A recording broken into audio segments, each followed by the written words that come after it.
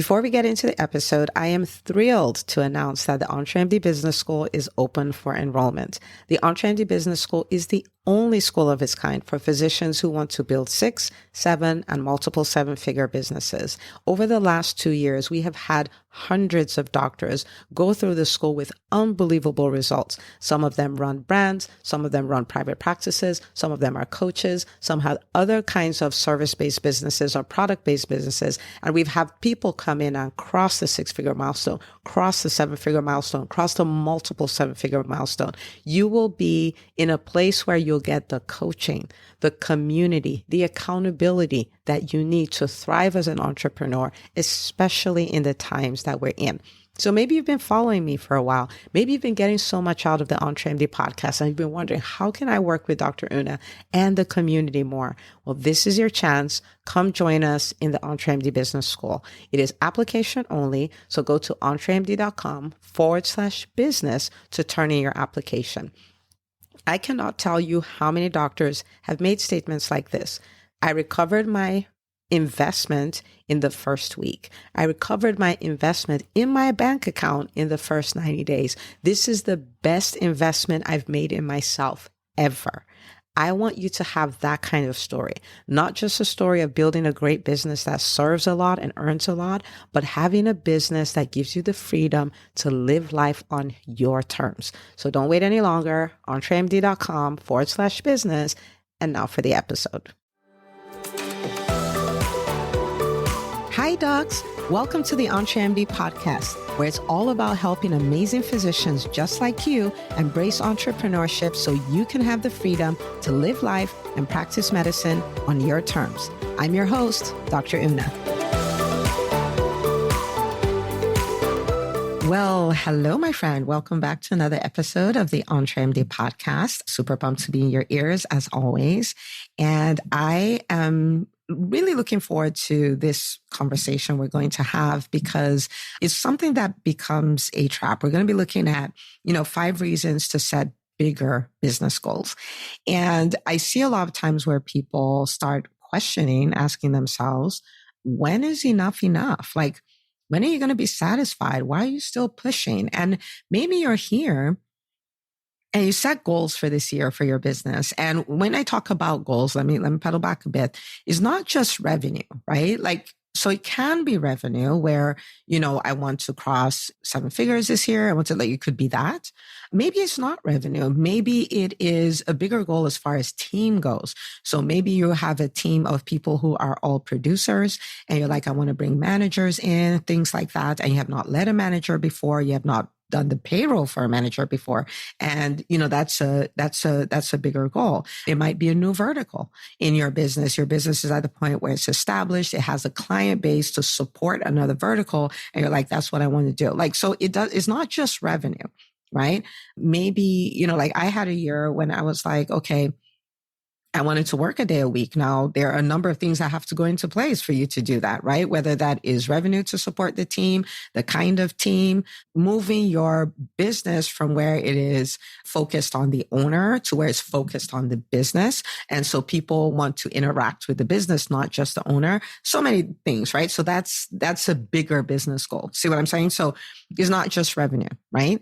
And so why do we want to do that? My advice for anybody is we shouldn't want our businesses to stay exactly the same way year after year, right? Like we should want to grow in some kind of way. We want to grow, we want to become bigger, not just revenue.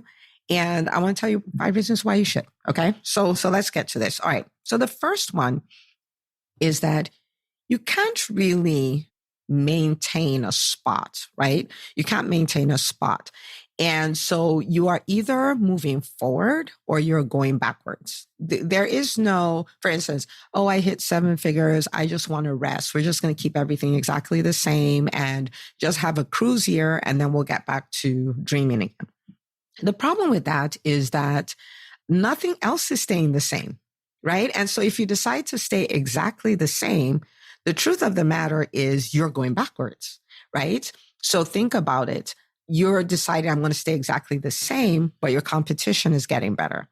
You're deciding, I want to stay exactly the same, but the cost of doing business is getting higher.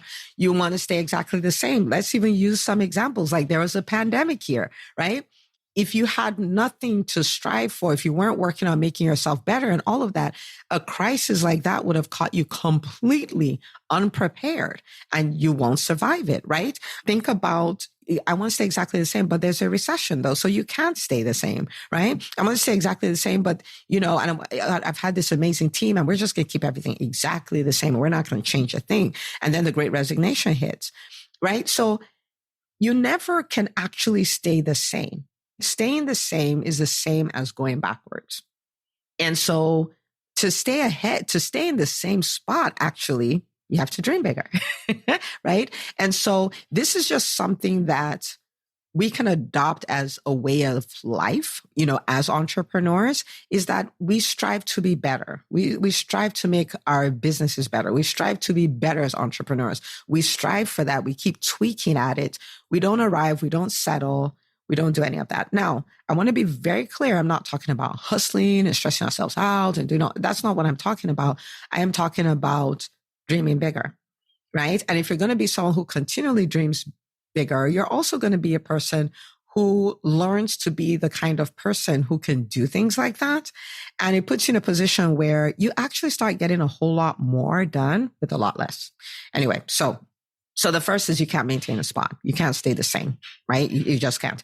The second is when you adopt a bigger goal, a bigger dream for your business, the next thing you have to do is that you have to upgrade your identity, right? Like I'm the kind of person who does stuff like that, right? And that is, bringing yourself to a point where you're constantly holding yourself accountable for higher levels of you is putting yourself in a place where you continually get better. You constantly get better. You constantly become a more evolved version of yourself. It is like the best place to be. And giving that up is too expensive in my mind, right? Giving that up is too expensive. Think about you before you became a doctor. And you decided, you set this big goal, I am going to become a doctor. You started identifying that way. Look at what it has produced, right? And then you said, I'm going to become, this kind of doctor. And then I'm going to become an entrepreneur. And then I'm going to cross 6 figures. And then I'm going to cross 7 figures. And then I'm going to lead a team and all of that requires you to continue up leveling yourself. And so if you think about it, think about where you are in your life right now. And maybe you have another 60 years here, or 50 years, 40 years, whatever that is. Imagine if you continued doing that, where would you be? Right? So that's number 2. Number 2 is that it forces you to become a higher version of yourself. It's amazing. It holds you accountable. It's like a coach. The third thing, which is linked to the second, is it reveals you to you. Until you start embracing big goals, big dreams, and things like that, you'll never really know who you are, right? You'll never really know what you're good at. You may not even know what you really like. And I'll give you an example. Now, I talk about my journey as an entrepreneur. I really did start as you hear me say it all the time, socially awkward, super shy, introverted introvert. And there are so many things I thought were off the table for me. And so I thought networking was off the table. I thought, being assertive and building a business, that was off the table for me. I definitely thought speaking was off the table for me. Hosting events, completely off the table. But the thing is this, because I was willing to embrace bigger goals, right? Like, bigger goals, one after the other, I got to this point where it dawned on me what I actually like, right? And one of the things I like that really shocked me is I love hosting events, especially live events. I love hosting them. And so to be in a position where I can bring people together for 2 or 3 days, take them through a transformational experience where people, 6 months later are like, oh my goodness, these are the goals that I set at that event. And it's now my reality. Like that is just mind blowing for me. I love reading the room and I have the content that is required for the event, right? To pull off that experience. And then also being agile enough and flexible enough to look at the room and read the room and say, oh, we need to put in this element and that element. It's like, Oh, it's like creating masterpieces. I love it. Now, if I did not set bigger goals, I would have just made the assumption that that's not something for me. That's not something I can do. That's not something I like because I'm an introvert. And I would never have found out that there's this thing that is almost a superpower for me. You see? And so as you embrace those bigger goals, whatever they are for you, you find out who you are. You're revealed to you. It's the most amazing thing. And so that's the third reason why you should set bigger business goals. Okay.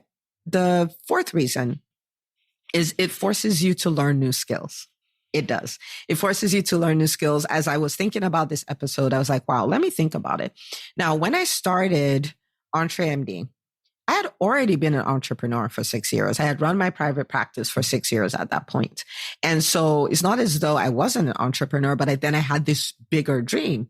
Like I wanted to help doctors. I wanted to help them build profitable businesses, because we've been lied to. Of course, we can live life and practice medicine on our terms and things like that. And so I started thinking about all the skills I had to acquire. Right. So I acquired the skill of speaking, right? Because I know speaking is the way you get your message across. If you're going to be a crusader, like really that's what I am. If you're going to be the leader of a movement, like EntreMD, then you have to embrace speaking, right? It's also the fastest way to grow any business and all of that. So embrace speaking. I didn't even listen to podcasts at the time, right? And I became a podcaster, learned all about that.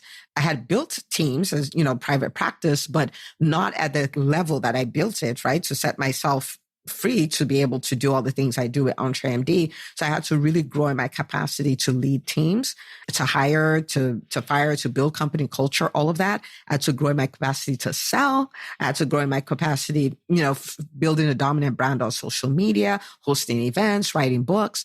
And these are all skills that I acquired to pull off this bigger dream, right? And then what that did is, like when you acquire the skills, they're yours to keep. You know what I'm saying? And it's like, so I layered all this added value on top of what I already had. And I didn't set out to learn any of these things. This all happened because I was like, I'm going to accomplish this goal over here. And the way to go there is to do all these things, right?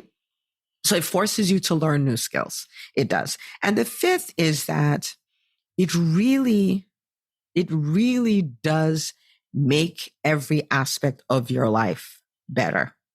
There is this statement, and people argue with it, but understand where the person is coming from. The way you do anything is the way you do everything. And so if you start adopting, building, practice habit of, big dreams for your business, you're not going to stop there. It's going to filter to your life. If you adopt this attitude of, I'm not just going to wait and let life happen to me, to my business. I am going to create these results. You're then going to show up in your life and start creating results as well. If you decide, well, everybody says, physicians, we can't build successful businesses. I'm going to dare that. I'm going to get it done. Then you start looking in your life like, what else do people say I can't do that? Hello, I can actually do. If you build an incredible work ethic over here as an entrepreneur, you can take that back to your home. If you learn to delegate as an entrepreneur, you learn to delegate at home. You see what I'm saying? Like what you learn is portable. The mindsets you develop, they're portable, right? They can translate.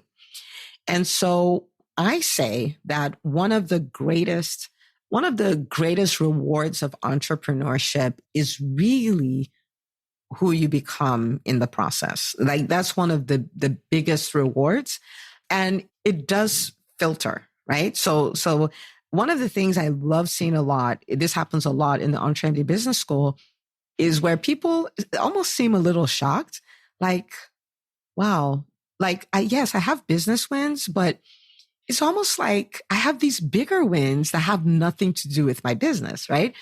And so people would post about, how they got on an exercise routine, decide to take their life and their health back.